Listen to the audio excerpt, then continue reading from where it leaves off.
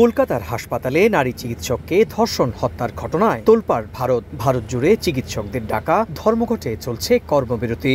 দেশটির চিকিৎসকদের বৃহত্তম সংগঠন ইন্ডিয়ান মেডিকেল অ্যাসোসিয়েশনের ডাকে শনিবার সকাল ৬টা থেকে দেশব্যাপী সরকারি ও বেসরকারি হাসপাতালে শুরু হয় ২৪ ঘন্টার ধর্মঘট। চিকিৎসকদের কর্মবিরতির পাশাপাশি হত্যার প্রতিবাদে আন্দোলন করে আসছে বিভিন্ন রাজনৈতিক ও সামাজিক সংগঠনও। চলছে বিক্ষোভ সমাবেশ। নৃশংস ওই হত্যার ঘটনায় আন্দোলনকারীদের প্রতি সংহতি জানিয়ে রাজপথে নেমেছেন নানা শ্রেণী পেশার মানুষ। যাকে অ্যারেস্ট করা হয়েছে এটা স্পষ্ট পরিষ্কার যে সে একা দোষী হতে পারে না, বাকি দোষী এখনো ঘুরে বেড়াচ্ছে সমাজে, সেই খুনিরা, সেই ধর্ষকরা। যে আসামিগুলো এরকম নোংরামি কাজ করেছে, এটা আমরা প্রতিবাদ চাই, ওনাদের সাজা হোক। এখনো পর্যন্ত তার মীমাংসা হলো না কেন? খুনি এখনো ধরা পড়লো না কেন?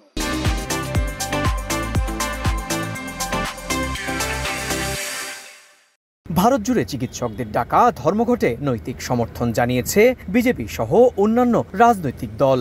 রাজ্য প্রশাসনের ব্যর্থতাকে দায়ী করে মুখ্যমন্ত্রী মমতা বন্দ্যোপাধ্যায়ের পদত্যাগ দাবি করেছে বাম সংগঠনগুলো।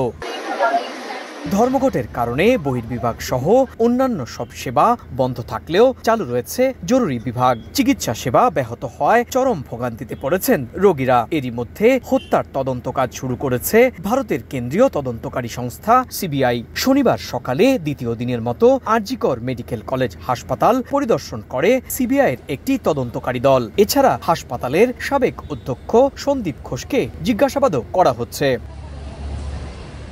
পশ্চিমবঙ্গের একমাত্র বিশেষায়িত হাসপাতাল এই এসএসকেএম হাসপাতাল। গোটা রাজ্যের হাজার হাজার চিকিৎসা প্রত্যাশী রোগীরা আসেন এখানে চিকিৎসা করতে, কিন্তু আরজি করের এই নারী চিকিৎসককে যেভাবে নির্মমভাবে ধর্ষণ করার পর হত্যা করা হয়েছে, এই ঘটনায় গোটা ভারতের নাগরিক সমাজের সঙ্গে একই রকম ভাবে ফুঁসে উঠেছেন চিকিৎসকরাও। আর চিকিৎসকদের ডাকে এই ধর্মঘটে এখন নাকাল চিকিৎসা ব্যবস্থা। তবুও আগত রোগীরা বলছেন যে এই ঘটনার দৃষ্টান্তমূলক শাস্তি হওয়া উচিত।